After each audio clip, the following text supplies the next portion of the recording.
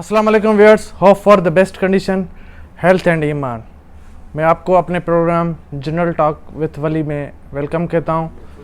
जैसे कि हमेशा की तरह हमारी यही थीम है कि नो जर्नलिज्म नो पॉलिटिक्स, ना सियासत ना सहाफ़त। ये प्रोग्राम हमारा सहाफ़त और सियासत से हटके सिर्फ पर्सनालिटीज़ और हमारे जो मोतबरान और हमारे जो मेहमान ख़ास होते हैं उनकी ज़िंदगी पे और गुज़री हुई ज़िंदगी पे, उनकी आबाई ज़िंदगी पे और बाप दादाओं की ज़िंदगी पे जो एक हिस्ट्री है उन पे बात करनी होती है।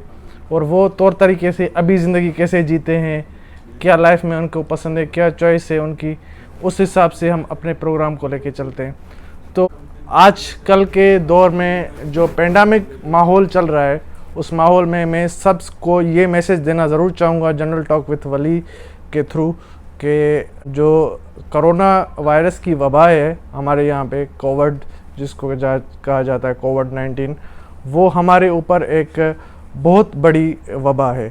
उस वबा से निमटने के लिए हमारे पास एक ही हथियार है, वो है एहतियात। और जितना एहतियात करेंगे हमारा फ़ायदा। सबसे बड़ी बात ये कि हमें पाकिस्तान को बचाना है।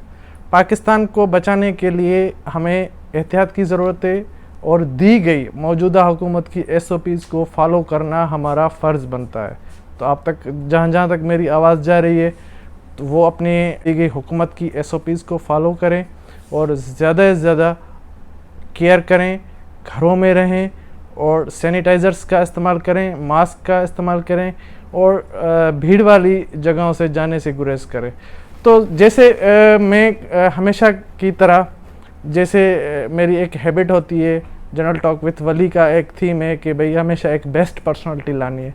तो आज भी हमारे साथ जनरल टॉक विथ वली में एक बेस्ट पर्सनालिटी है जो कि सैयद घराना और सैयद ख़ानदान या सादात ख़ानदान, ये इनकी बिलोंगिंग जो है वो है कोयटा से, वहाँ से बिलोंगिंग है। और उनका क्लिक रानी विलेज, क्लिक रानी जो कोयटा में आज भी विलेज मौजूद है, जो सैयद ख़ानदान का जो सैयद साहब अभी आ रहे हैं हमारे मेहमान, जो जानी पहचानी शख्सियत है नवाब शाह की, तो उनका गांव है जो क्लिक रानी के नाम से कोयटा में।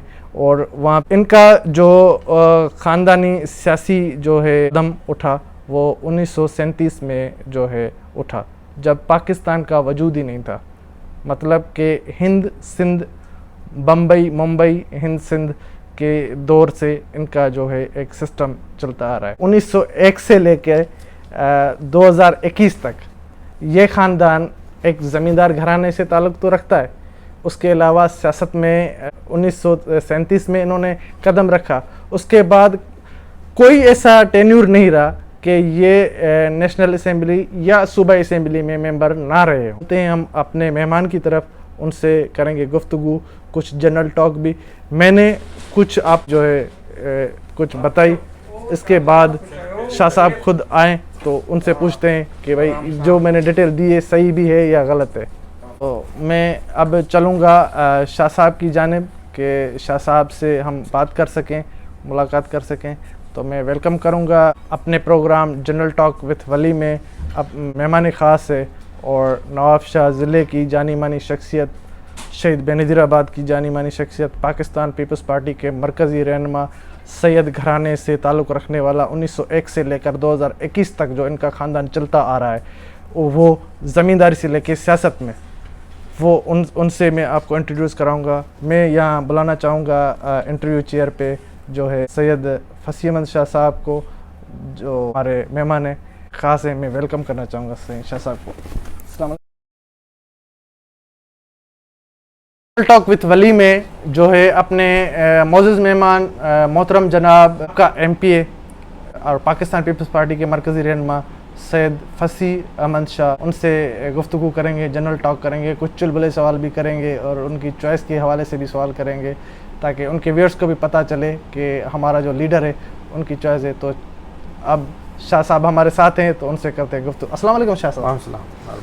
शाह साहब आपका बहुत बहुत शुक्रिया कि आपने इस कठिन दौर में, ख़ास करके रमज़ान शरीफ के दौर में और ईद उल मुबारक के दौर में, आपने मुझे जनरल टॉक विथ वली के लिए टाइम निकाल के दिया। मेहरबानी। और जनरल टॉक विद वली मैंने भी सुना है, जो पहले हमारे इंटरव्यूज़ हैं दोस्तों के। सही। तो हमारे मैंने गुलाम मुस्तफ़ा शाह साहब का जी भी हुआ, बिल्कुल बिल्कुल। तो मुझे बड़ा मज़ा आया, इसलिए मैं इंटरव्यू देना चाहिए। तो मुझे खुशी है कि आप यहाँ हैं और इंटरव्यू ले रहे हैं मेरा, और कुछ बातें भी होंगी यकीनन, बिल्कुल ये सियासत से हटके है। हटके जी बिल्कुल। शाह साहब, आपकी नवाजिश और मैं आपका बड़ा मशगूल हूँ कि आपने कीमती टाइम में से टाइम निकाल के दिया। आपने बिल्कुल सही फरमाया कि मेरे चैनल की जो थीम है व्यूअर्स, वो नो जर्नलिज्म नो पॉलिटिक्स। हमारी ना सियासत पे बात होती है ना सहाफ़त पे। बात सिर्फ ये होती है कि हमें जो पर्सनालिटी जैसे साईं बैठे हैं, तो उनकी ज़िंदगी पे बात करनी होती है कि उन्होंने ज़िंदगी कैसे गुजारी, उनकी ज़िंदगी। जैसे मैं पहले बता के आया हूँ कि 1901 से लेकर जो है 2021 तक इनका ख़ानदान ज़मींदारी और सियासत में जो है रहता आया है, और कोई ना कोई इन रहा है और सिस्टम इनका चलता आ रहा है। तो सर, मैं इजाज़त चाहूँगा अपने सवालात की तरफ जाने के लिए। जी सर, मेरी जो थीम है वो तो आपको पता है, तो मैं फ़र्स्ट ऑफ़ ऑल आपसे यही सवाल करूँगा कि आपका चाइल्डहुड यानी कि बचपन शाह साहब आपका कैसा गुजरा? बचपन में बाज़ औक़ात बच्चे ऐसे होते हैं, कुछ पढ़ाकू होते हैं, कुछ जो होते हैं शरारती होते हैं, कुछ में जो है मासूमाना होते हैं। आपका बचपन कैसा था? बचपन तो हमारा पेरेंट्स को याद होगा कैसे हम बच्चे थे, लेकिन यकीनन बच्चे शरारती होते हैं। मैं भी उनमें से एक था, और यकीनन बचपन में पता चलता नहीं कि क्या करना है, किस टाइम गेम खेलनी है, किसी टाइम क्या खाना है, कौन सी चीज़ वो अपनी जो मर्ज़ी होती है वो करनी पड़ती है। तो पेरेंट्स को मानना पड़ता है। यकीन हमारी वेल नोन फैमिली है, और अल्हम्दुलिल्लाह पुरानी फैमिली है। यकीनन हमारे जो फाइनेंशियल हमारे पेरेंट्स वो स्ट्रॉन्ग थे। सही। किसी चीज़ की ज़रूरत नहीं पड़ी, तकलीफ़ नहीं आई। सही। और हर चीज़ का ख्याल रखा गया। सही। हमें पता नहीं कि कौन सी चीज़ की कोई कमी उन्होंने रखी हो। मैं समझता हूँ कोई कमी नहीं रखी, कोई कमी नहीं रखी, कुछ भी नहीं ऐसा रहा, हर चीज़ थी। और बचपन में यकीनन मेरी बर्थ है हमारे विलेज खैरशाह की। बिल्कुल। अमूमन जो है सिलसिला है कि कराची में बर्थ होती हैं, और अनफॉर्चुनेटली ऐसा हुआ कि मेरा नसीब यहाँ था, विलेज खैरशाह का। अच्छा। तो भुट्टो विलेज साहब खैरशाह डिस्ट्रिक्ट नवाबशाह। जी नवाबशाह, बिल्कुल। भुट्टो साहब के जो 77 में कुछ इस तरह का आर्मी की तरफ से कू हुआ, तो फिर वो हालात ख़राब हो गए। तो मेरी बर्थ नवाबशाह हुई इस वजूहत की वजह से, और अटैचमेंट एक हो गई जहाँ हमारे गांव में मेरी बर्थ हुई। यकीनन जिस गांव से बर्थ होती है अटैचमेंट होती है। दूसरे मेरे भाई वो कराची में उनकी हुई है बर्थ, और गांव से मेरा लगाव शुरू से था। गांव के लोगों के साथ उठना बैठना बचपन से ही। जो मैच्योर्ड लोग थे, जो हमारे वालिद साहब के साथ होते थे, उनके साथ बातचीत करना, और हमेशा मैं जो हमारे बुज़ुर्ग और एजड लोग जो थे उनको मैं पसंद करता था। माशाल्लाह। मतलब कि बच्चों से, हाँ, बनस्बत बच्चों से, मतलब कि बुज़ुर्ग लोगों से और जो बूढ़े लोग हैं उनसे अटैचमेंट ज़्यादा रखना, ये आपकी हैबिट में शुमार है। जी। तो शाह साहब, मेरा अगला क्वेश्चन कि ज़िंदगी में एक हैप्पीएस्ट मोमेंट भी आते हैं और डिफ़िकल्ट मेमोरीज भी आते हैं। जाहिर सी बात है हर इंसान पे आते हैं, वो चाहे अमीर हो, गरीब हो, या एक बड़ा लीडर हो। तो जाहिर सी बात है मेरे पे भी आए, आप पे भी आए होंगे। जाहिर सी बात है कोई एक आधा जो आप शेयर करना पसंद करें मुझसे, अपने व्यूअर्स से। हैप्पीएस्ट मोमेंट हैप्पीएस्ट मोमेंट तो अभी बहुत सारे आते हैं, फैमिली में के तरफ से भी होते हैं, और अपनी रेगुलर जो लाइफ है उसमें होते हैं। ऐसे बहुत सारे हैं। यकीनन एक इंसान जब वालिद होता है, बच्चा पैदा होता है, उसको देखता है, तो वो भी बहुत बड़ी खुशी होती है। तो मैं समझता हूँ कि जो है मेरे ख़्याल में जो बच्चे की खुशी है, औलाद की खुशी है, वो सबसे ज़्यादा है। जी। और व्यूअर्स, बिल्कुल शाह साहब ने सही फरमाया कि बच्चे खुश होते हैं तो उससे ज़्यादा कोई हैप्पीएस्ट मोमेंट नहीं होता। बिल्कुल ये सही बात है। और यही खुशी का माहौल है। सर इसका ही उलट डिफ़िकल्ट मेमोराइज, जाहिर सी बात है, कभी फैमिली की वजह से, कभी सियासी हवाले से, कभी फाइनेंशियली, कभी कोई फाइनेंशियली तो अल्लाह का शुक्र है आपको तो कभी इस चीज़ का नहीं हुआ होगा, लेकिन क्या है कि जो अपने चले जाते हैं, फौत हो जाते हैं, तो यकीनन उनका दुख होता दुख है। होता है। मुझे यकीन हर किसी को जाना है, हम्म, तो मुझे ये 2008 का वाक़या जब मोहतरमा यहाँ से गई अल्लाह और अल्लाह। उनसे अल्लाह उनको मग़फ़िरत करे, जन्नत फिरदौस में जगह दे, तो उसमें जब इलेक्शन थी उस दौरान यहाँ से जब जलसा करके गई थी तो हम बड़े खुश थे, और कैंपेन के दौरान ही हमें वो बैड न्यूज़ मिली कि मोहतरमा शहीद हो गई हैं। तो बड़ी मायूसी हुई, बड़ा एक दुख हुआ, क्योंकि वो हमारे मुल्क की जो लीडर तो यकीनन थी कि इंटरनेशनल लेवल पे वो काउंट होती थी, और हमें बड़ा नुकसान हुआ हमारे कंट्री को मोहतरमा बेनज़ीर भुट्टो साहिबा की शहादत की वजह से, क्योंकि फेस वैल्यू थी और उनका कद बहुत बड़ा था। बिल्कुल। और यकीनन हमें ये था कि हमें सफ़र करना है आगे, तो मैं समझता हूँ कि वो बहुत बड़ा वाक़या था जिसको सारे पाकिस्तान के लोगों ने दुख हुआ, उन्होंने महसूस किया, और मैं समझता हूँ बहुत बड़ा वाक़या था हमारे लिए। ज़बरदस्त, बिल्कुल शाह साहब ने सही फरमाया। मोहतरमा शहीद बेनज़ीर भुट्टो एक सिंधी लीडर थी, सिंध से बिलोंगिंग करती थी, लाड़काना से, और हमारे लिए 27 दिसंबर बहुत बड़ा एक सानिया है और दुख की बात है, क्योंकि हम ये फील भी नहीं कर सकते थे उसी वक्त के भाई हम मोहतरमा हमें छोड़ के चली जाएगी और हम इन हालातों में आएंगे। तो बेनज़ीर जो थी बेनज़ीर थी, बेनज़ीर ना हो, बस बेनज़ीर ही थी, बेनज़ीर के बाद कोई बेनज़ीर नहीं होने पाकिस्तान में। सर मेरा अगला सवाल ये कि स्कूल लाइफ आपकी कैसी थी? स्कूल लाइफ हमारी पहले नवाबशाह में प्राइमरी 5th तक यहाँ शारफी स्कूल था, बड़ी अच्छी हेडमिस्ट्रेस थी हमारी, और बहुत फेमस भी थी, क्योंकि नवाबशाह में जी वो एक पहला एक अच्छा स्कूल था। ये 86 की बात है, 85। उसके बाद हमारी स्कूलिंग हुई primary matric Karachi Saint Paul's high school, Christian association का स्कूल था। उसके बाद गवर्नमेंट कॉमर्स कॉलेज। फिर मैं 20 साल का था कि फिर 97 में यहाँ पॉलिटिक्स में मैं आ गया, पूरे 20 साल का। तो इसलिए फिर बैचलर्स और मैं नवाबशाह से की और मास्टर्स में नवाबशाह से की, और 97 से कंटिन्यू किया ये पॉलिटिक्स का सिलसिला, प्रैक्टिकल पॉलिटिक्स। आपने 96 से शुरू? 97 से। और उससे पहले जो इलेक्शंस थी, मैं बचपन में अपने वालिद साहब के साथ शौकिया साईं अली अहमद शाह साहब उनके साथ शौकिया 85 की इलेक्शन मुझे याद है, और 88 की इलेक्शन में मुझे याद है मैं कैंपेन में भी था। 90 की इलेक्शन में याद है, तब मैं लड़का था लेकिन काम कर रहा था इलेक्शन में। 93 की इलेक्शन याद है, 93 की याद है। 97 में तो मैं 20 साल का था। तो जो इलेक्शन गुजरी हैं तो वो मुझे 85 से याद हैं, मैं अटैच था। सही। और उस जो कैंपेन का सिलसिला चलता था रात को देर से भी, तो मैं अपने वालिद साहब के साथ होता था, सो भी जाता था गाड़ी में, लेकिन मैं जाता था शौक़ से। ये मरहले आपको याद आते होंगे? हाँ, कभी आप अकेले में या तन्हाई में कभी बैठते होंगे, तो ये कैंपेनिंग का दौर और वालिद साहब के साथ जाना जी, गाड़ी में सो जाना, ये एक मतलब कि अजीब मरहले जो बंदे से कभी मैं समझ रहा हूँ ये लिंक था, क्योंकि मुझे अटैचमेंट थी। और अमूमन जैसे मैं नहीं चाहूँगा कि कोई कैंपेन में मेरे साथ मेरा बच्चा साथ जाए, क्योंकि देर भी होती है, नींद का मसला, और यकीनन लेकिन वालिद साहब लेके जाते थे साथ मुझे ही, मैं ही जाता था, तो शौक़ भी था। तो उस सिलसिले में एक अटैचमेंट थी, और फिर ज़िम्मेवारी भी आ गई।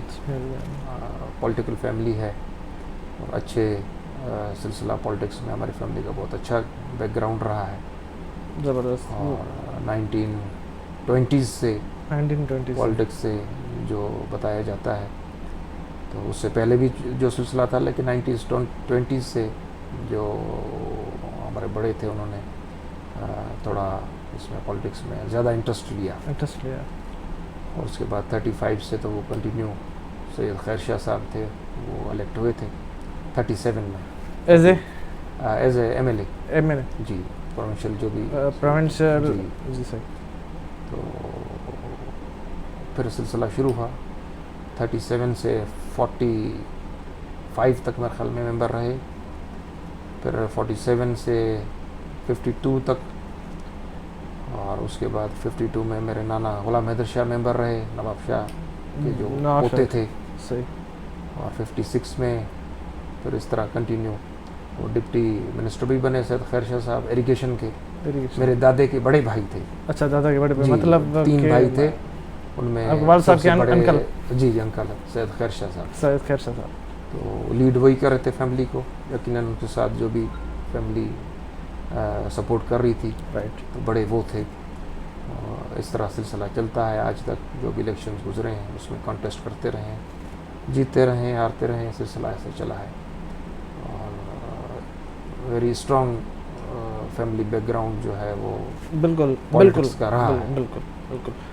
बिल्कुल मैंने बिल्कुल सुना है, अभी थोड़ी बहुत रिसर्च भी की है शाह साहब इस पे अभी, क्योंकि मेरी इतनी मुलाकातें आपसे नहीं है, तो इस वजह से मैंने जो जितनी रिसर्च की है उस हिसाब से कि भाई आपके जो दादा थे, वाल साहब के जो वाल साहब दादा, उन्होंने जो है पॉलिटिक्स में फ़र्स्ट कदम जो रखा तो 1937 में रखा, और खैर शाह साहब ने, और उसके बाद उन्होंने शायद कोई मुसलमानों या तभी ये ब्रिटिश गवर्नमेंट वगैरह का ये मामला होते थे, उन्होंने कोई इस्तीफ़ा भी दिया था उसी दौर में।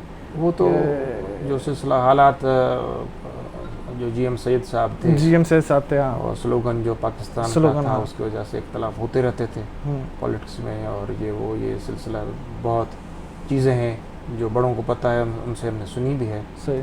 तो वो इस तरह के कभी नाराज़गी, कभी उनके साथ आपस में गवर्नमेंट के साथ चलना, ये पुराना सिलसिला हमेशा रहा है। सही रहता है हमेशा इस तरह, सर्द गर्म होता है माहौल।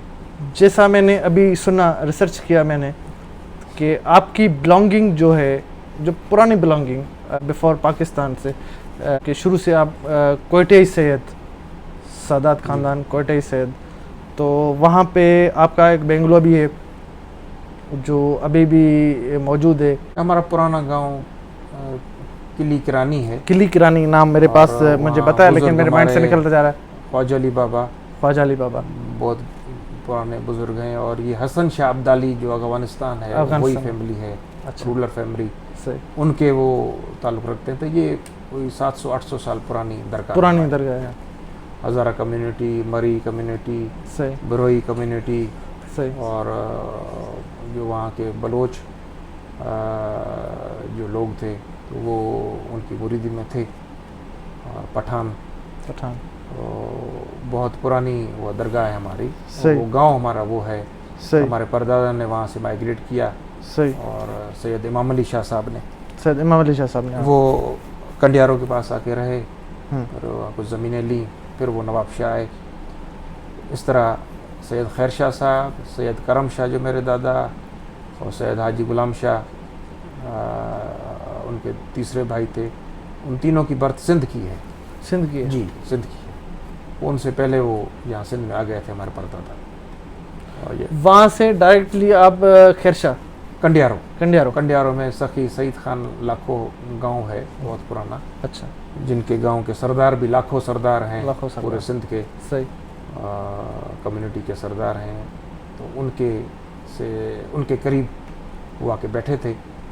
उस ज़माने में तो 18 समथिंग एंड में वो आए थे, तो आबादियाँ तो नहीं थी। और मेरे ख्याल में यही जो हमें ट्रैवल करके आते थे बाय रोड, जो भी सिलसिला था, बैलों पे और ऊँटों पे जो सफ़र करते थे। बैलगाड़ी और ऊँटों पे सवारियाँ चलती थी, या घोड़ों पे, इस तरह का सिलसिला। वैसे मैंने सुना है घोड़ों के शौकीन आप भी ज़्यादा हैं, लेकिन वो मेलों के हिसाब से नहीं, लेकिन अपनी राइडिंग करने के हिसाब से। या नहीं, बिल्कुल मुझे घोड़ों का शौक़ है। पसंद भी करता हूँ, और यकीनन ये हमारे इस्लामी इसमें जो है हाँ शामिल ये बिल्कुल। उसमें है, हाँ उसमें बिल्कुल घोड़े की बिल्कुल बड़ी अहमियत है, बिल्कुल बड़ी अहमियत है, क्योंकि बड़ी वो, अहमियत है बिल्कुल जो है एक आसमानी तोहफा है सही। जिस पर सवारी हुई है, सवारी हुई है। और उसकी अहमियत है मेरे नज़र में। ये शौक आप बचपन से रखते थे या फिर?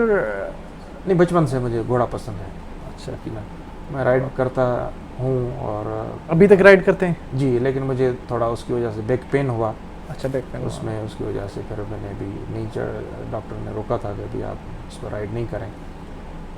मुझे शौक़ है, अभी भी मैं देखता हूँ, और टाइम नहीं मिलता, लेकिन फिर भी जो वीडियोस देखता हूँ तो मज़ा आता है देखने में। खूबसूरत घोड़े माशाल्लाह बड़े अच्छी नस्ल के पूरी दुनिया में हैं, और मैं कह रहा हूँ महंगा तरीन ये शौक़ है। महंगा तरीन शौक है, महंगा तरीन दुनिया लेवल पे, बिल्कुल महंगा, दुनिया लेवल पे, कंट्री लेवल पे नहीं बल्कि दुनिया लेवल पे ये महंगा तरीन शौक है।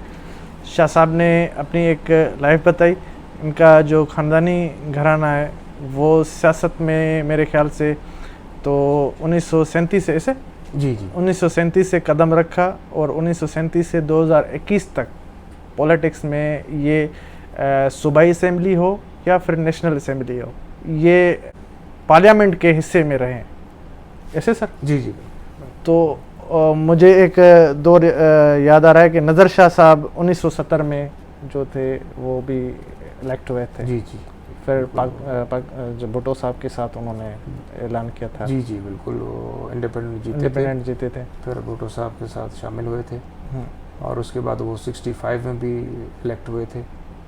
60 में भी उन्होंने इलेक्शन कॉन्टेस्ट की थी, अभी मुझे 60 का याद नहीं कि हारे थे या जीते थे, लेकिन 60 से नज़र शाह साहब 60, 65, 70 सही 77 में अनअपोज हुए थे, भुट्टो साहब अनअपोज हुए थे, हमारा डिस्ट्रिक्ट पूरा अनअपोज हुआ था। और उसके बाद 85 से फिर माशाल्लाह 85 से अलग सिलसिला शुरू हुआ। नज़र शाह साहब 80s में इरिगेशन मिनिस्टर भी बने थे, और 83 में मेरे मामू अमीर हुसैन शाह साहब मजलिस शुरा के मेंबर बने थे। 85 में मेरे चाचा अली असगर शाह मैंने यहाँ से इलेक्ट हुए थे। 83 में शौकत हुसैन शाह साहब हमारे कज़न हैं वो, और मेरे मामू नवाज़ अली शाह नवाब शाह की सीट पे MPA हुए थे। शौकत हुसैन शाह साहब फिर रेवेन्यू मिनिस्टर भी बने, एक्साइज मिनिस्टर भी बने। ये पाकिस्तान की तारीख 85 में। तो व्यूअर्स, शाह साहब से बातें चलती रहेंगी। तो शाह साहब, खैर शाह साहब जो थे वो 56 से लेके जो है 60 तक, वो 37 से खैर शाह साहब 37 से लेके फिर 60 तक ये मिनिस्टर भी रहे, वाटर पावर के मिनिस्टर भी रहे, फेडरल मिनिस्टर रहे, डिप्टी इरिगेशन मिनिस्टर थे। डिप्टी इरिगेशन मिनिस्टर आगा गुलाम नबी पठान थे उस टाइम, और डिप्टी इरिगेशन मिनिस्टर पाकिस्तान पे जो वो एक ही थे, खैर शाह साहब डिप्टी, सेकंड मतलब होता है सेकंड जो सूबे में काम करे, हर सूबे में डिप्टी मिनिस्टर उनका था। सही जी। तो ये जो वाल साहब हैं सैयद अली अहमद शाह साहब, जो एक बार MP यहाँ से इलेक्ट हुए हैं जी, उसके बाद अब भी MP इलेक्ट हुए हैं 2008 में, उसके बाद 2013 में से लेके 18 तक। मतलब कि आपका मुकम्मल सियासी घराना जो है घराना जो है सैयद घराना पॉलिटिक्स में इन रहा है पाकिस्तान की तारीख में। 2001 में हमने पीपल्स पार्टी ज्वाइन की, उससे पहले मैं नवाब शाह तालके पे इंडिपेंडेंट हमारे सैयद ग्रुप शबीर अहमद शाह साहब और सारा सादात ग्रुप जो बना था, सादात ग्रुप पुराना है, पुराना है, लेकिन वो कॉन्टेस्ट किया था मैंने तालके नवाब शाह पे, जो मैंने लूज़ किया था, और ये 2001 की बल्दियात इलेक्शन थे। उसके बाद 2001 में एंड में हमने पीपल्स पार्टी ज्वाइन की थी 2002 में वालिद साहब मेंबर हुए, 8 में 13 में मेहरबानी पीपल्स पार्टी की मोहतरमा शहीद ने हमें टिकट दिया 2002 में। आसिफ रज़ा ज़रदारी साहब का रोल था वो, और उन्होंने चाहा कि हम पार्टी में शामिल हों, और हम उनके कहने पे शामिल हुए थे, और अभी तक हमारी पीपल्स पार्टी के साथ जो सिलसिला है मेरे ख्याल में अभी 20 साल का हो गया। 20 साल बहुत बड़ा अरसा है, 2001 से लेके 20 साल हो गए। यहाँ पे हमने उनके साथ मजबूत किया है पार्टी को। बिल्कुल किया है। यकीनन हम 2002 में आए तब मुशर्रफ का दौर था, जनरल मुशर्रफ का। सही। मुश्किल हालात थे, आमराना दौर था, कोई आना नहीं चाह रहा था क्योंकि ऐसा माहौल था। लेकिन एक मोहतरमा की जो शख्सियत थी और पीपल्स पार्टी एक अवामी पार्टी थी, उसकी वजह से हमने चाहा भी कि हम शामिल हों, और हमें जरदारी साहब ने याद किया तो फिर हम शामिल हो गए। और हमें खुशी है कि आज तक हमारे वही रिस्पेक्ट है और लुक आफ्टर कर रहे हैं बहुत ज़्यादा। एक इलेक्शन, दूसरी, तीसरी, चौथी इलेक्शन है, चौथी इलेक्शन, तो हमें वो पार्टी की तरफ से अकोमोडेट कर रहे हैं, हम भी कोशिश कर रहे हैं कि पार्टी को जितना हो सके मजबूत किया भी है। और माशाल्लाह मजबूत थी पार्टी पहले, और हम कोशिश कर रहे हैं कि जो है और मजबूत करें पार्टी। और अभी बिलावल भुट्टो जरदारी साहब भी इन हो गए, बिल्कुल यंग पॉलिटिशियन हैं, उन्होंने भी बहुत क्विकली कवर किया है चीज़ों, ज़बरदस्त मनवाया है अपने आप को, ग्रोथ ज़बरदस्त है उनकी। उनके लीडरशिप से हम बहुत खुश हैं कि इस माहौल में, पाकिस्तान का जो माहौल, मुश्किल हालात चल रहे हैं, उनमें उनकी जहानत यकीनन उनकी तारीफ़ करनी चाहिए। वो जो चला रहे हैं माहौल, अपोजिशन है यकीनन फेडरल में, लेकिन मुश्किल हालात में भी वो सिलसिला जो चल रहा है उससे हम यकीनन खुश हैं। बिल्कुल। शाह साहब का जो है बेसिकली 2001 से लेकर 2021 तक, मतलब 20 साल हो गए। 20 साल एक ज़िंदगी होती है, टाइम पीरियड होता है, उन्होंने पीपल्स पार्टी से गुजारा है। और ये ख़ानदानी, मतलब साईं अलीमन शाह साहब और साईं फसीह शाह साहब, इन्होंने पीपल्स पार्टी ज्वाइन करके और 20 साल इन्होंने के साथ गुजारा है, और उन्होंने भी इनको बहुत अच्छा रिस्पॉन्ड किया है और करते आ रहे हैं, और इंशाल्लाह आगे भी करते रहेंगे। तो शाह साहब, ये सियासी बातें तो इस वजह से हमने की हैं इस प्रोग्राम में क्योंकि आपका फैमिली बैकग्राउंड है जो टोटली ताल्लुकी बिलोंगिंग करता है पॉलिटिक्स से। तो इसी वजह से जो आपके ख़ानदान में MNS बने, MPA बने, मिनिस्टर बने, तो वो व्यूअर्स को पता ज़रूर होना चाहिए। तो इस वजह से मैंने आपसे पूछा और आपने जो तरीक़ेकार से बताया। शाह साहब, एक दूसरा सवाल मेरे माइंड में आ रहा है कि आप प्रोविंस असेंबली के मेंबर भी रहे, MP रहे, तो उस दौर में लोगों के काम करना, अचीवमेंट में आना, उनके के लिए कुछ करना, क्या क्या क्या आपने क्या क्या अचीवमेंट की, वो कुछ आप मुझसे शेयर कर सकते हैं?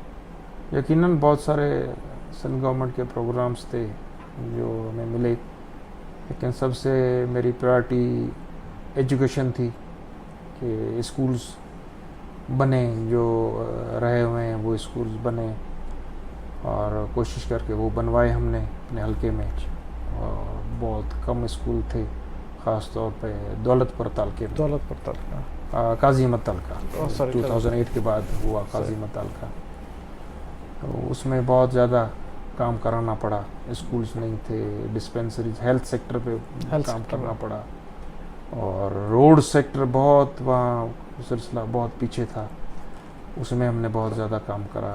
और लाइट में जो है मेरे ख्याल में 2008 में हमारी गवर्नमेंट आई तो हमारे MNA गुलाम मुस्तफ़ा शाह साहब standing committee water and power के वो मिनिस्टर है, पार्लियामेंट सेक्रेटरी थे, सेक्रेटरी रहे। तो उसमें कमेटी के chairman, committee water and power के चेयरमैन थे एज नेशनल असेंबली के साईं गुलाम मुस्तफ़ा शाह जी। उन्होंने हाईएस्ट अदी अजरा पेचुआ साहिबा थी, 1000 गांव उन्होंने किए पूरे नवाबशाह डिस्ट्रिक्ट में लाइट के, न्यू इलेक्ट्रिफिकेशन ऑफ विलेज, नए गांव। सेकंड नंबर पे जो लोग को पता नहीं चलता कि क्या हुआ है क्या नहीं, एक पॉलिटिकल पंदे पर होता है कि क्या किया है, तो वो पता नहीं चलता। जिनके पास कुछ होता है, तो शाह साहब ने एक, मैं अपने हलके में, जो उनका हलका था 14 तो नहीं 14 था वो, 14 तो उसमें 750 गांव लाइट के किए, न्यू इलेक्ट्रिक विलेजेस। एक हमारी दह थी मेरे हल्के में थी और साईं के हल्के में थी, ये मैंने हमारे वो थे, उसमें हमने 22 गांव एक दह में किए। एक दिन में 22 गांव छोटे छोटे जो उसमें लाइट हमने दी, पूरी ऐसे दी। और वहाँ रास्ता भी हमारी मैडम आदि फरियाल तालपुर साहबा ने, जब डिस्ट्रिक्ट काउंसिल की चेयरमैन थी, ज़िला नाजिम थी, उन्होंने रास्ता वो सावड़ी, हमारे उत्तर सावड़ी में है गांव है और दह है उत्तर सावड़ी, उसमें।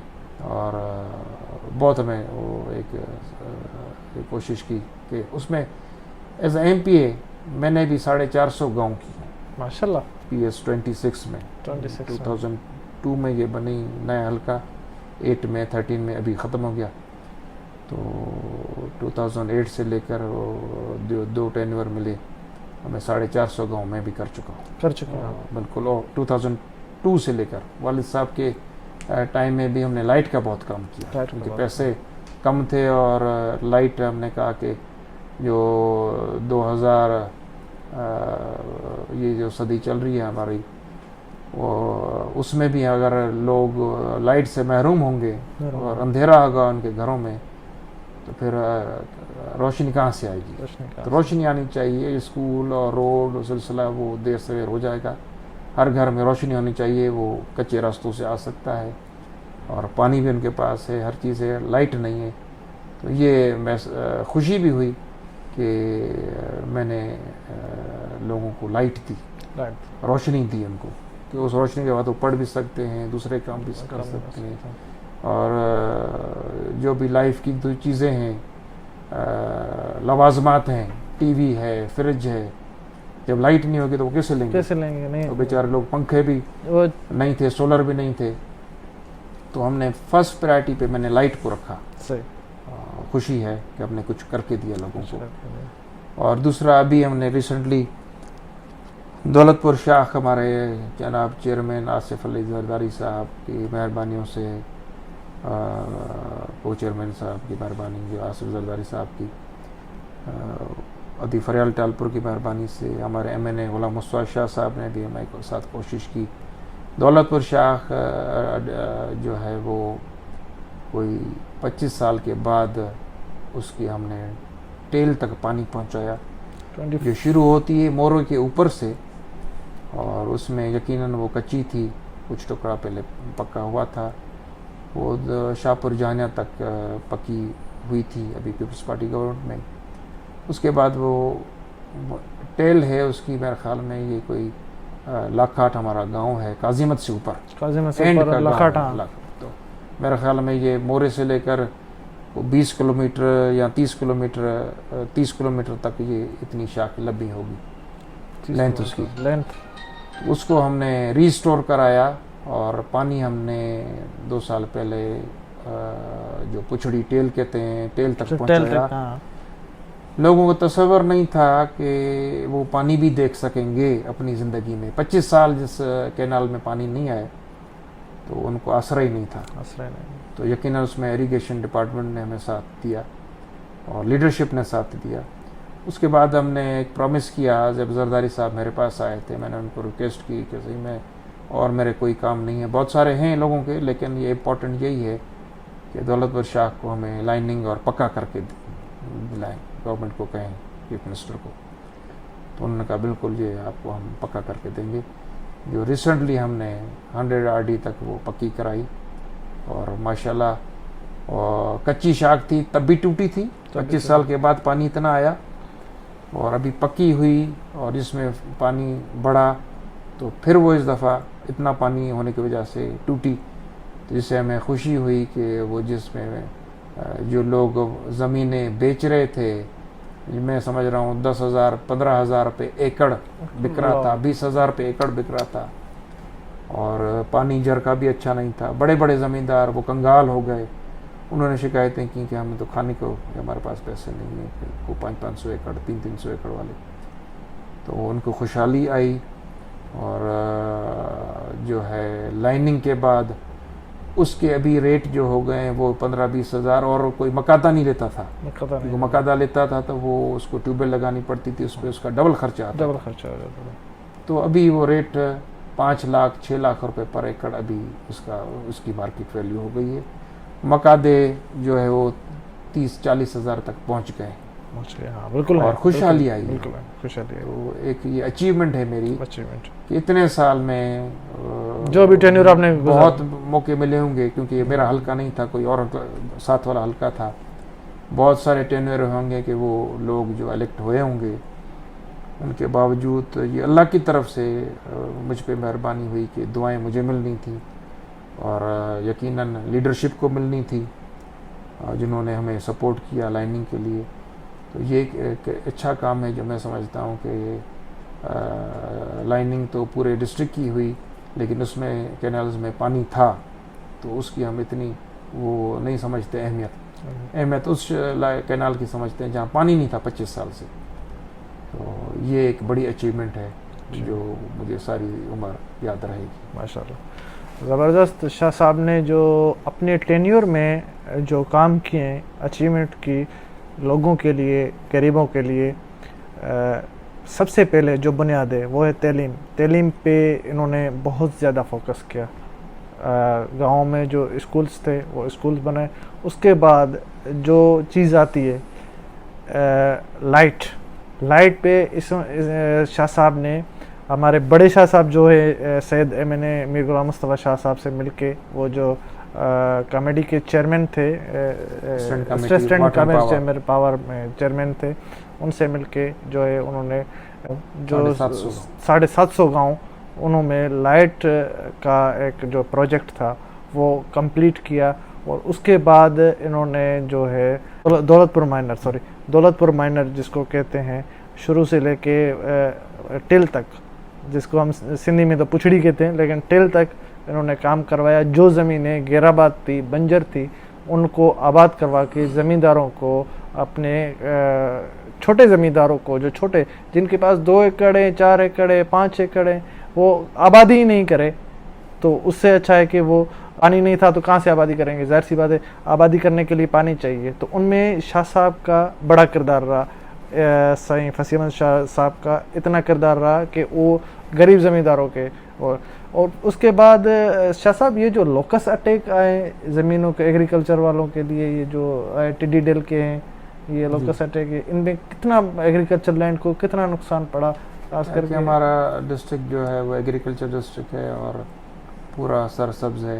हमें तो बहुत नुकसान हुआ। हाँ, टिड्डी दल की वजह से बड़ा नुकसान हुआ। बहुत ज़्यादा अटैक था, ख़ास तौर पे आम्बों के उस पे, ख़ास तौर पे केले पे और जो भी इस तरह के जो आपके नींबू है, जो भी फ्रूट्स हैं, तो वो ख़त्म हो गए, वो खाए टिड्डी दल ने, तो वो उसको आने में टाइम लगा।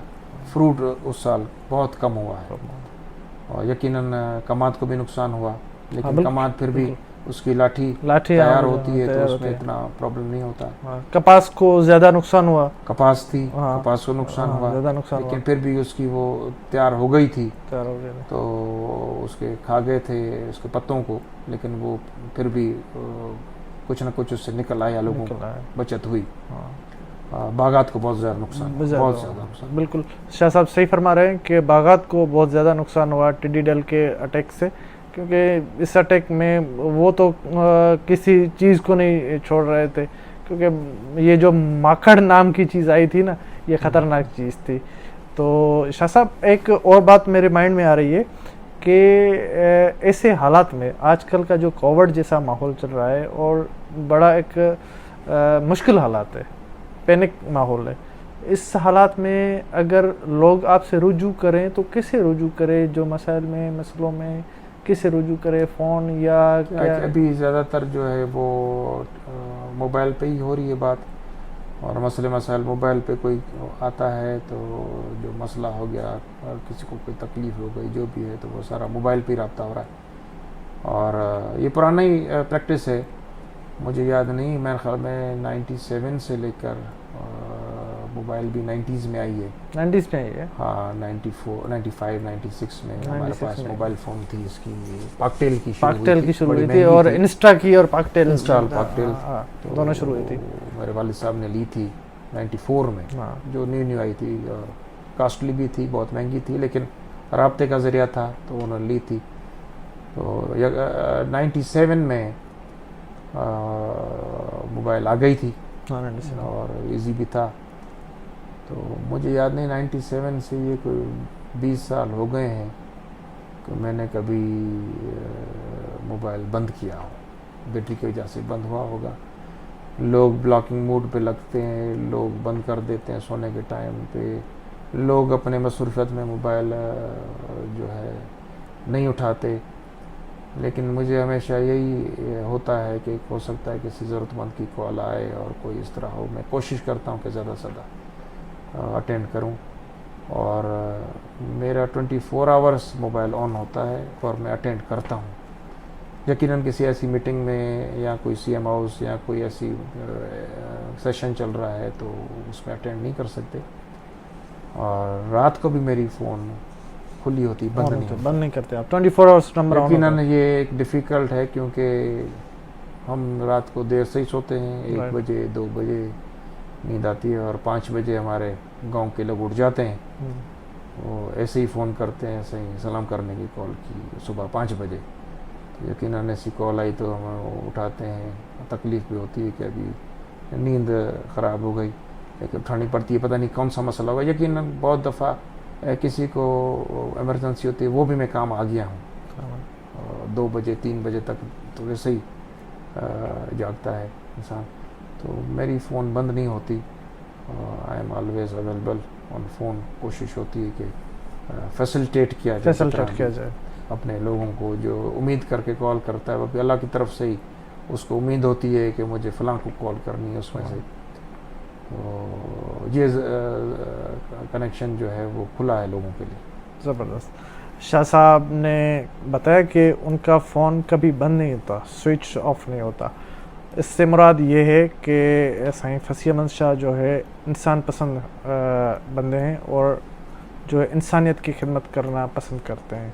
जो भी बंदा फ़ोन करता है, ख़ास करके हमारे यहाँ पे बराड़ी के लोग हैं, वो ज़्यादातर कभी कभार ऐसे भी कॉल कर लेते हैं कि सही हमने आपसे हाल अहवाल पूछने के लिए फ़ोन किया था, और सुबह को बंदा सोया ही 5 बजे और 8 बजे कॉल आ जाए कि भाई हमने हाल अहवाल पूछ रहे 5-6 बजे।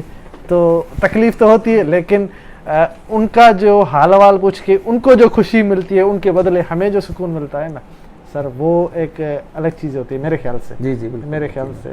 तो आपने एक बड़ा अच्छा ये कहा कि भाई ये ज़रिया मोबाइल का जो है अच्छा है, लेकिन मेरे जहन में एक और बात आ रही है कि हमारे देहात में कुछ लोग ऐसे भी हैं जिनको बेचारों को मोबाइल चलाना नहीं आता। आपको अंदाज़ा है, कुछ लोग ऐसे भी चलाना नहीं आता, कुछ लोग मोबाइल से दूर भी रहते हैं। फिर वो किसान हैं हमारे, या फिर कोई गरीब है, या फिर हमारे गाँव में बैठे हैं, वो आपसे रुजू कैसे करें? मैं समझता हूँ कि अभी साल ब साल वो हर घर में कोई 4-5 जितने लोग हैं सब ने अपनी मोबाइल ली है। बिल्कुल। और लेडीज़ ने भी ली हैं। बिल्कुल।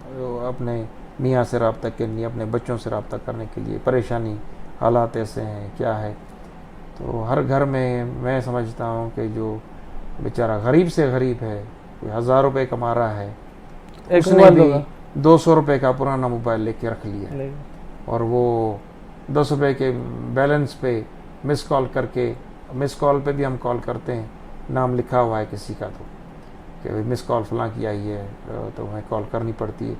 अननोन भी आती हैं, वो भी हमें कॉल करनी पड़ती है यकीनन, लेकिन वो पता है कि ये 5000 लोगों के मेरे पास नंबर्स लिखे हुए मेरे मोबाइल में, या 8000 लोगों के लिखे हुए हैं। तो वही सर्कल है कॉल करने वाला। वो राब्ता, वो मिस कॉल पे हम कॉल करते हैं, पूछ लेते हैं क्या मसला है, तो अगला बताता है मेरे पास बैलेंस नहीं है। तो मोबाइल आ गया हर जगह किसी के पास, वो तो आप मिस कॉल के पे भी बैक कॉल कर देते हैं। और ये इस बात में कोई शक नहीं है, क्योंकि मैं भी साईं से फ़ोन पे मैसेजेस व्हाट्सएप पे रब्ते में रहता हूँ, तो अक्सर मुझे तो रिप्लाई साईं के मिलते ही 5 बजे के बाद है, 4 बजे के बाद है अक्सर, क्योंकि इनका जो सिलसिला है लोगों में उठना बैठना, जाना यहाँ वहाँ, तो फ्री टाइम होता है, तो वो ड्राइविंग के दौरान तो फ़ोन बंदा यूज़ नहीं कर सकता, लेकिन कोई इमरजेंसी कॉल आ गई तो वो कॉल तो ज़रूर रिसीव करते हैं। ऐसा कभी मेरे साथ तो नहीं हुआ कि मेरी कॉल रिसीव नहीं हुई हो, कॉल रिसीव होती है, लेकिन मैसेज का, टेक्स्ट का जो जवाब है वो मुझे लेट सेट मिलता है, लेकिन मिलता ज़रूर है। और मेरे कहने का मतलब सर कुछ और था, कुछ हमारे लोग ऐसे हैं, कुछ वडेरे टाइप के, जिन्हों की जहानियत यही है, सोच यही है कि भाई साईं को तो हमने फ़ोन पे ये काम बताना नहीं है, जाके मुंह पे बताएंगे। हाँ, वो आते हैं मिलने के लिए, अभी कोविड की वजह से भी मिल रहे हैं, हम लोगों को कॉल कर रहे हैं कि हमें ज़रूरी मिलना है, वो तो यकीनन वो आ रहे हैं, अपने मसले बता रहे हैं। कोशिश हम करते हैं कि फ़ोन पे बताओ, क्योंकि मुझे फिर भी किसी को कॉल करनी होगी, आप तकलीफ़ कर रहे हैं, बता दें, हमें मसला किसी और की तरफ रेफ़र करना है, डीसी का है तो डीसी की तरफ आप डीसी से मिलें, एसपी का है तो एसपी से मिलें, इरिगेशन का है तो एसडीओ को कॉल करेंगे तो हमें वहीं कॉल करनी है। आप आएंगे हमारे पास, हम सुनेंगे वही बात, उनको जो मसला है हम उनको कहते हैं आप मसला हल कराएं, क्योंकि कोविड के दिन हैं, उसमें कम से कम लोग निकलें, ट्रैवलिंग करें, पता नहीं किस चीज़ में आएगा उसको, वो बेचारा तकलीफ़ में ना पड़ जाए। और तो फिर भी वो अगर किसी के पास जो आपकी बात नहीं है मोबाइल, तो वो किसी और के उधार पे लेकर मोबाइल वो कॉल कर सकता है और कॉल करता है कि मेरे पास मोबाइल नहीं है और ये मसला मेरा है, मैं आना चाह रहा हूँ, तो हम उनको कहते हैं आप आ जाएं, मसला आपका हल होगा इंशाल्लाह। शाह साहब का कहना है कि किसी के पास फ़ोन है या नहीं है, किसी से फ़ोन लेके मैसेज या मिस कॉल भी मुझे देंगे तो मैं बैक कॉल करके आपको कहूँगा कि अगर आने जैसी बात है तो आप आ जाएं, आपका काम हो जाएगा, अगर नहीं तो मुझे फ़ोन पे बता दें, मैं फ़ोन पे कर दूँगा, मसला हल कर दूँगा। डीसी से बात करनी है, एसडीएम से बात करनी है, या किसी एसएचओ से या एसपी से बात करनी है, मैं खुद कर लूँगा, मामला तो आपके हल हो जाएंगे। ये इनकी क्वालिटी है कि 24 घंटे इनका फ़ोन खुला रहता है। एक बात मैं बोलता जा रहा हूँ कि शाह साहब जो हैं जानवरों से बड़ी मोहब्बत रखते हैं। अभी मैंने किसी शाह साहब के बंदे से सुना कि एक कोई जानवर रखा हुआ है शाह साहब का, जो जब जाता है तो उनसे बड़ी बहुत मोहब्बत करता है, और शाह साहब तो मोहब्बत उनसे करता है लेकिन वो भी करता है इनके हाथ आके चूमता है। क्या ये सही बात है? नहीं, यकीनन मोहब्बत तो अभी होती है जानवरों से, यकीनन बचपन से लेकर गांव में रहे हैं और उस लाइफ में तो यकीनन यही चीज़ें होती हैं, और वो सिलसिला है वो यकीनन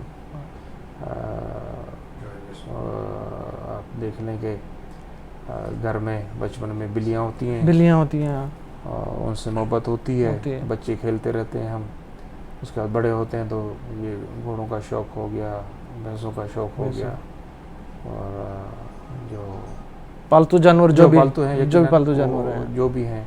और सफ़ारी का मुझे बहुत ज़्यादा शौक़ है, बहुत शौक़ है। सही, मैं बहुत खुश होता हूँ बचपन से, जोग्राफिक चैनल और जो भी थे उनको देखकर मैं खुश होता था, और मैं गया भी हूँ बाहर, साउथ अफ्रीका भी, सॉरी कीनिया गया हूँ, इस सफ़ारी के लिए, world famous Safari, world famous Safari वहाँ पे कीनिया भी आप इस सफ़ारी की वजह से गए? जी, मसाई मारा, वाह, बहुत फेमस जगह है, और उनका जो फॉरेस्ट है और जंगल है, वाइल्ड जानवर खुले हुए हैं,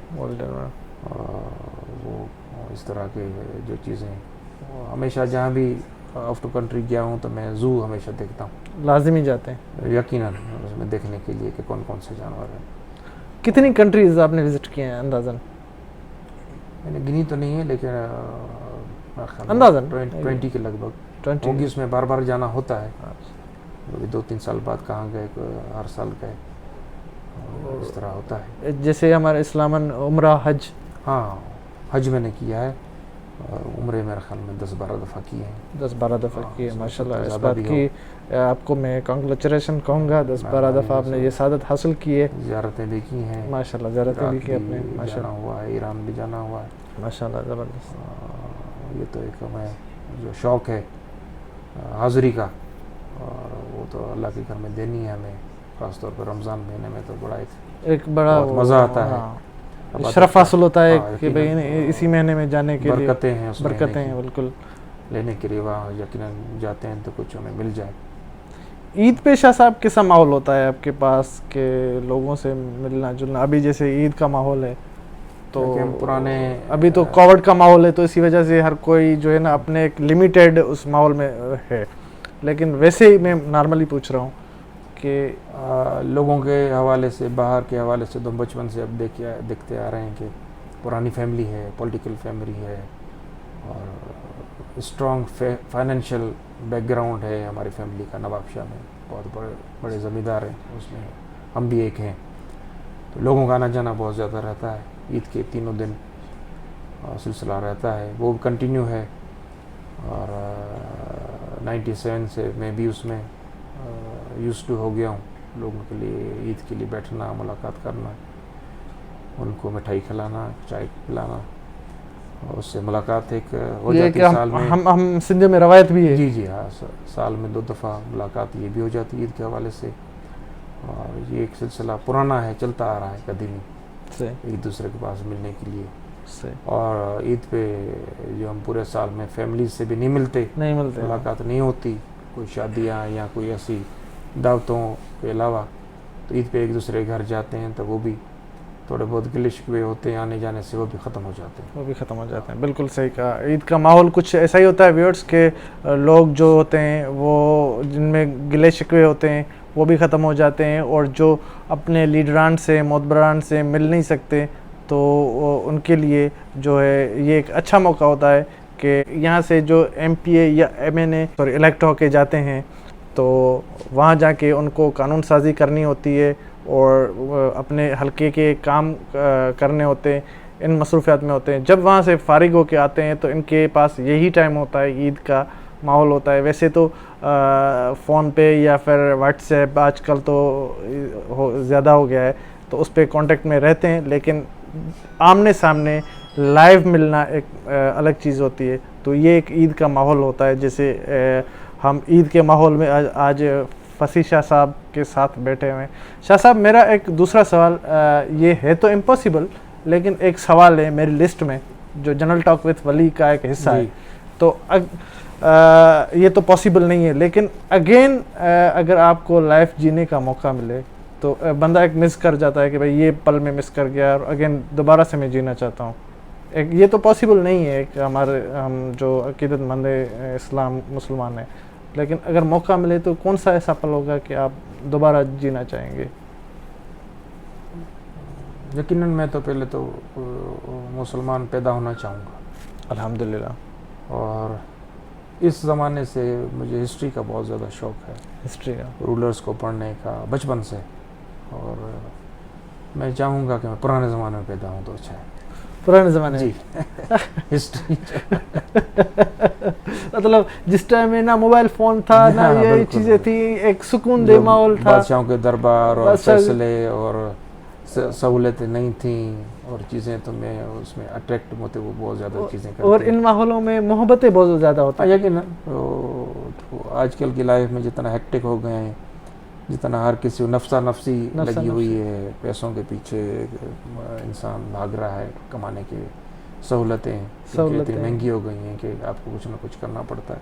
सही। हसरतें बहुत ज़्यादा हो गई हैं और उन जीने के लिए कितने मुश्किल हालात में जो हमारे इस्लाम पे चीज़ें हैं, रोका भी क्या है वो भी इंसान कर रहे हैं और हर चीज़ हट गई है। सही। तो मैं चाहूँगा कि मैं उस ज़माने में जहाँ इस्लामी तालीमात और याद रही होंगी, जो लोगों को हमारे नबी की नसीहतें या हमारे इमाम 12 गुज़रे, 11 इमाम गुज़रे, तो वो नसीहतें और वो माहौल बरकत वाला माहौल था। तो मुझे मौका मिला तो मैं चाहूँगा कि इस सदी से पीछे चला जाऊँ, सदी से पीछे चला जाऊँ। शाह साहब जो अपनी ज़िंदगी जीना चाहते हैं वो बिल्कुल, अगर मौका मिले तो, एक पॉसिबल नहीं है लेकिन अगर मौका मिले तो एक सदी पीछे जाके वो बादशाहों वाले, वो जो पुराना दौर होता था कि भाई बादशाह सलामत हाज़िर हो, ये वो इस टाइप की लाइफ को जीना पसंद करते हैं, लेकिन ख़ुद भी एक नर्म तबीयत के बंदे हैं और बादशाह किस्म के बंदे होकर भी एक गरीब और नरम दिल के बंदे हैं और हमारे साथ बैठे हुए हैं। तो मेरा प्रोग्राम का एक हिस्सा होता है, बीच में चुलबुले सवालात करता हूँ मैं, वो इसलिए कि जो व्यूअर्स होते हैं, जो हमारे देखने वाले होते हैं, और जो हमारे मेहमान को पसंद करने वाले होते हैं उनकी चॉइस का उनको पता चले और हमें भी पता चले, दोस्तों को पता चले। तो मैं अपने चुलबुले सवालात की तरफ चलूँगा। सबसे पहला सवाल, शाह साहब आप मूवीज़ देखते हैं? देखता था और देखते थे। कम टाइम मिलता है, टीवी देखने के लिए भी कम टाइम मिलता है। सिर्फ कोई न्यूज़ देख ली 2 मिनट के लिए, क्योंकि इतना बिज़ी वही आ गई इस लाइफ की, जो टेलीफोन हमें मोबाइल हमारे कान पे है, तो हमें मौका ही नहीं मिलता न गाने सुनने के लिए न मूवी देखने के लिए।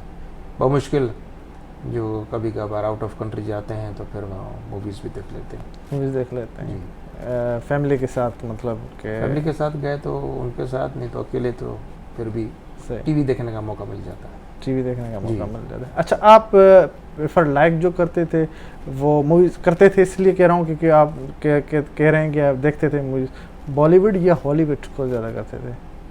इंडियन मूवीज़ ज़्यादा, इंडियन मतलब बॉलीवुड। और हमारे पुराने जो ड्रामे थे, हमारे सिंधी ड्रामे, अच्छा, सिंधी बचपन में टीवियाँ बहुत कम थी, ठीक है। लेकिन घर में एक ही टीवी हर घर में जिसके पास थी तो वो खुश होता था।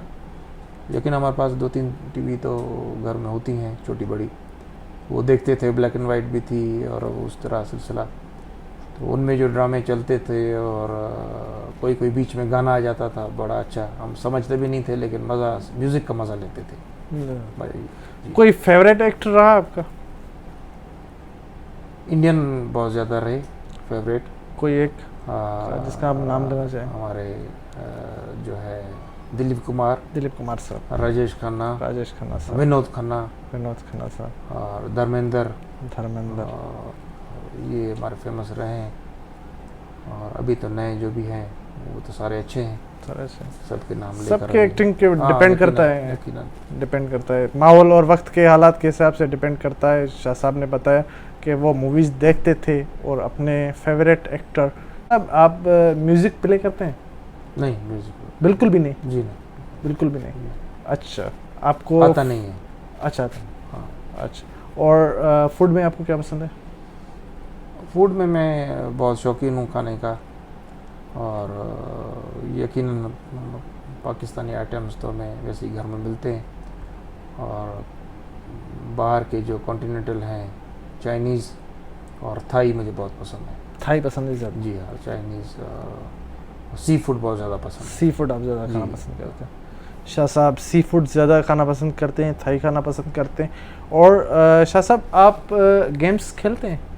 क्रिकेट का बहुत शौक था, खेला भी बचपन में, और बैडमिंटन। जी, बैडमिंटन आज तक खेलते हैं? अभी नहीं, टाइम नहीं मिलता बैडमिंटन के लिए, और क्रिकेट तो यकीनन वो मैचेस तो होते नहीं। भी एक मैच खेला था जब वो हमारी प्रोविंशियल टीम और सिंधु की एक असेंबली के मैच हुआ था। एक हमारा पीपल्स पार्टी के थे, दूसरे एमकेएम वालों, मतलब मुत्तहदा कौमी मूवमेंट के वालों के साथ मैच किया था हमने। हमारे मिनिस्टर थे स्पोर्ट्स, मोहम्मद अली शाह साहब सर्जन थे, ऑर्थोपेडिक, उन्होंने कराया था, उसमें खेला था मैच लास्ट से। ज़बरदस्त। शाह साहब ने अपने चुलबुले सवालात के जो ज़बरदस्त जवाब दिए, लेकिन मैं फेवरेट कलर ज़रूर पूछूंगा आपसे। चेंज होते रहते हैं, लेकिन अभी ज़्यादा मैं ऑफ वाइट पसंद करता हूँ, और वाइट एंड ऑफ वाइट। जी, अक्सर मैंने वाइट में ज़्यादा आपको देखा है। कोशिश वाइट और ऑफ वाइट दोनों ही कपड़े में लेता ही ज़्यादा वो। सही। शाह साहब की चॉइस जो ड्रेसिंग की है क्लॉथ की, वो जो है वाइट कलर है।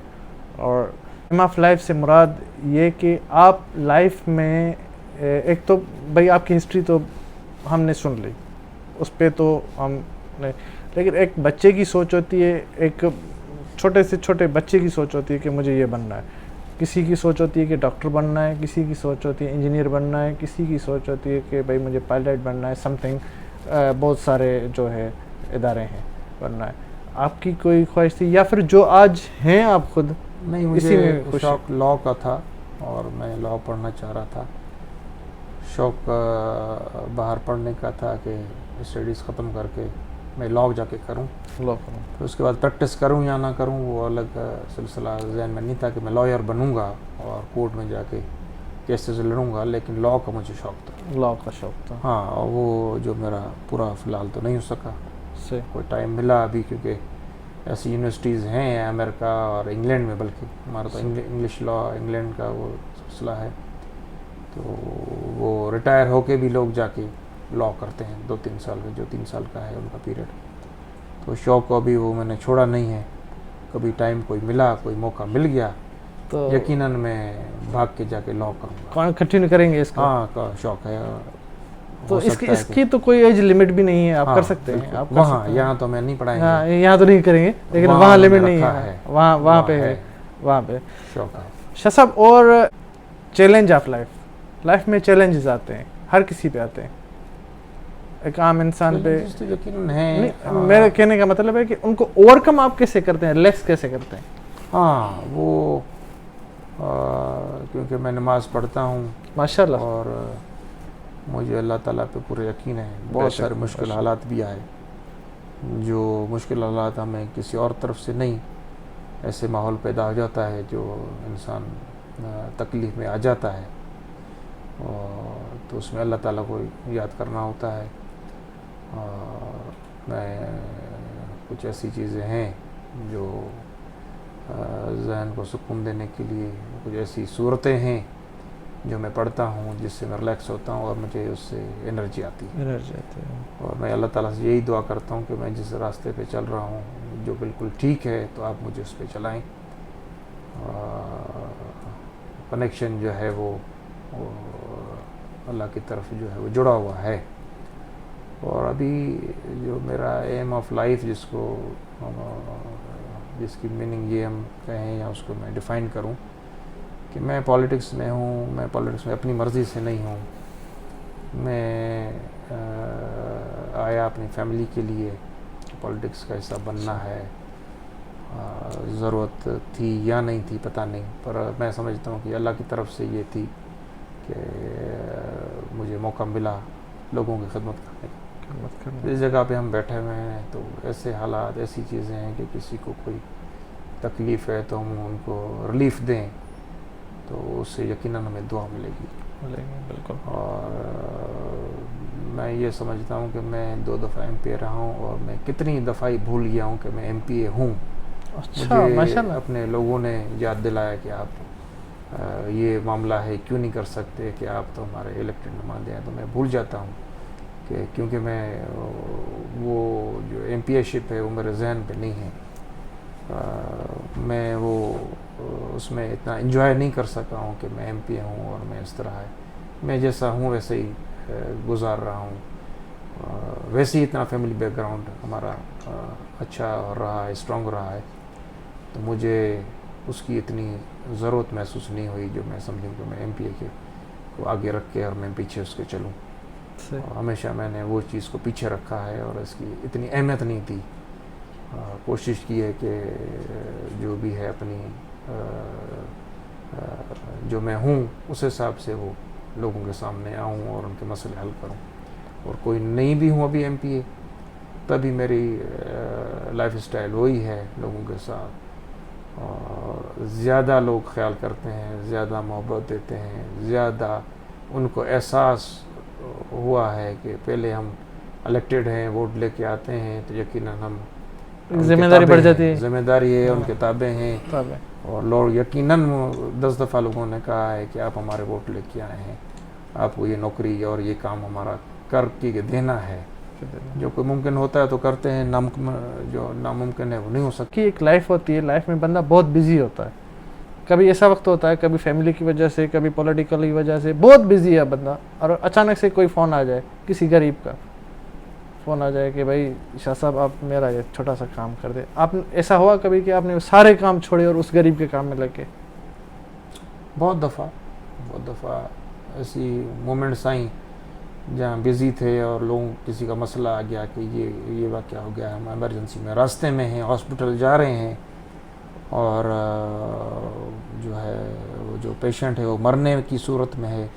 यकीनन ऐसी जगह पे होंगे यहाँ हमें अरेंजमेंट करना होगा, एमएस को कॉल, डॉक्टर्स को कॉल, फलां पहुँचने वाला है, 10 मिनट में पहुँच रहा है, 5 मिनट में। बहुत सारे वाक़यात एक्सीडेंट्स लोगों के और क्या क्या चीज़ें लाइफ में जिस जगह हमें तो फिर कॉल्स ही आती हैं, कॉल्स ही आते हैं। ये हो रहा है, सुबह शाम रात सिलसिला ये अभी भी चल रहा है। और यकीनन वो जो इंसान है, बहुत सारे हमारे सामने वो हमने कोशिश की, बेचारे नहीं रहे। तो इस तरह होता है, उसमें जो भी चीज़ें एक्टिविटी होती है वो छोड़कर उसकी अरेंजमेंट में, उसकी मसला हल करने में, उसको बचाने में मसरूफ़ होना पड़ता है। सर आपके नज़दीक किसी इंसान को परफेक्ट चीज़ क्या बनाती है? पंचुअलिटी। पंक्चुअलिटी। मतलब उसके में जो आपको ज़िम्मेदारी है वो आपको पूरी करनी होगी। जो टाइम की कदर नहीं कर सकेंगे तो वो टाइम जो गुजर जाएगा, ऐसे नहीं हो सकता कि आपको कहाँ 12 बजे मीटिंग है, आप 1 बजे आ रहे हैं, टाइम की पाबंदी। तो यकीनन वो एक लॉस है। हर पूरी दुनिया में टाइम की कदर है, हर चीज़ टाइम के हिसाब से होती है। फैसले भी वक्त आते हों, टाइम पे किए गए फैसले, तो फिर वो उसमें आदमी अमल भी होता है और यकीनन लूज़ नहीं करता और सही फैसला होता है। तो जो हमारे जो फैसला टाइमली होगा, तो मैं समझता हूँ उसकी हमें पंचुअलिटी और उसकी कदर करनी होगी। बिल्कुल। ये अक्सर मैं रहता हूँ सरदार अब्दुल की साहब के साथ, तो आपको पता होगा, तो उन्होंने मैंने बहुत ये चीज़ सीखी है कि टाइम की पंक्चुअलिटी। वो अक्सर कहते हैं कि मोहतरमा ने मुझे सब कुछ सिखाया, मेरी एक उस्ताद भी हैं और मैं उनका शागिर्द हूँ। तो टाइम की पंक्चुअलिटी, तो हमें तो कभी कभार सरदार साहब जो है ना मीटिंग में लेट आते हैं ना, सज़ा के तौर पे बाहर बिठा देते हैं किसी। तो ये पंक्चुअलिटी टाइम की ज़रूरी होनी चाहिए। कोविड के हवाले से आपसे कोई मैसेज लेना चाहूँगा आपके व्यूअर्स के लिए। क्या कि पूरा साल हुआ है कि ये जो वबा आई है, कोविड-19 जो कोरोना कोविड-19, इसमें हमारे बहुत सारे जानने वाले फौत हो गए हैं जो इस दुनिया में नहीं है। हमारे दोस्त, हमसे सीनियर्स, और पाकिस्तान में तो डेथ्स अभी कम हुई हैं, पूरी दुनिया में तो बहुत ज़्यादा नुकसान हुआ है। तो मेरा हमेशा मार्च से लेकर हमारा FM चैनल है उस पर और सोशल मीडिया में अवेयरनेस प्रोग्राम बताना, रोकना, हर जगह पे जाना और कहना उनको मास्क पहने, ये करें वो करें, वो सिलसिला चला आ रहा है। यकीनन हम 1 साल हो गया है, अभी वैक्सीन भी आ गई है। तो मेरा यही है कि अभी हमारे पास और कोई रास्ता नहीं है, हमें वैक्सीन करानी है, जो हमारे देहात वाले अभी भी नहीं करा रहे। हर जगह पे जहाँ भी जाते हैं यही लड़ाई हमारी होती है कि वैक्सीन कराएं, और यकीनन शहरों में अवेयरनेस है, वो वैक्सीन करा रहे हैं। और हमारे कहने में जो लोग हैं, जो कंट्रोल में लोग हैं, कहने में नहीं कंट्रोल में हैं, उनको तो हमने वैक्सीन कराती है ज़बरदस्ती से। अभी यही है कि अभी फिर एक दूसरी वबा आ गई है, कोरोना चेंज हो गया है, थर्ड लहर जो आई है, जो शक्ल चेंज हो गई है, जो इंडिया में डेथ्स हो रही हैं वो पुराना वाला कोरोना नहीं है। और यकीनन हमने जो वैक्सीन कराई है वो पुराने वाले की कराई है। अभी जो कोरोना वो चेंज है, रहम करेगा कि हमें जो अभी वारंट जो ये सिलसिला पाकिस्तान की तरफ इतना अभी नहीं बढ़ा, उससे पहले फिर दूसरी कोई वैक्सीन आ जाए तो लोगों को लगे और लोग बचें। और मास्क पहनना ज़रूरी है, हाथ धोना ज़रूरी है। गरीबों के पास सैनिटाइज़र नहीं है, मास्क नहीं है, ये प्रॉब्लम अपनी जगह पे है, लेकिन उनमें उनको एक दूसरे के साथ जो मिलना है, ख़ास तौर पे गले मिलना, वो रोकना पड़ेगा, हाथ मिलाना रोकना पड़ेगा। और फ़र्क साल में आया है कि जहाँ भी जाते हैं तो ज़बरदस्ती लोग हाथ मिलाते थे, और वो भी रुक गए। नहीं तो कहाँ हाथ मिलाते थे, कहाँ नहीं मिलाते थे, दोनों सिलसिला चल रहा था। अभी महसूस हुआ है कि 2-3 महीने से तो हाथ मिलाने के लिए कोई हाथ आगे नहीं बढ़ाता, और समझता है कि जो है ये इससे डिजीज़ ट्रांसफ़र हो सकती है, क्योंकि वो जो हाथ दे रहा है वो पानी उधर है नहीं है, हाथ धोए नहीं धोए, वॉश किया नहीं किया, वो प्रॉब्लम है। तो अभी यही है कि एहतियात ज़रूरी है। और जो अभी ईद आ रही है, ख़ास तौर पे ईद को हम ज़रा सादगी से मनाएं और हाथ जोड़ के एक दूसरे को खुश खराबत करें, और घरों में इतना आना जाना नहीं होना चाहिए, क्योंकि जितने भी ये ईद के या कोई शादियों के सिलसिले जैसे हमारे पास बढ़े तो कोरोना बढ़ा, उसमें बहुत सारे हमारे लोग विक्टिम भी हुए और हमारी फैमिली के लोग भी विक्टिम हुए शादियों की वजह से, कोरोना पॉजिटिव हो गए।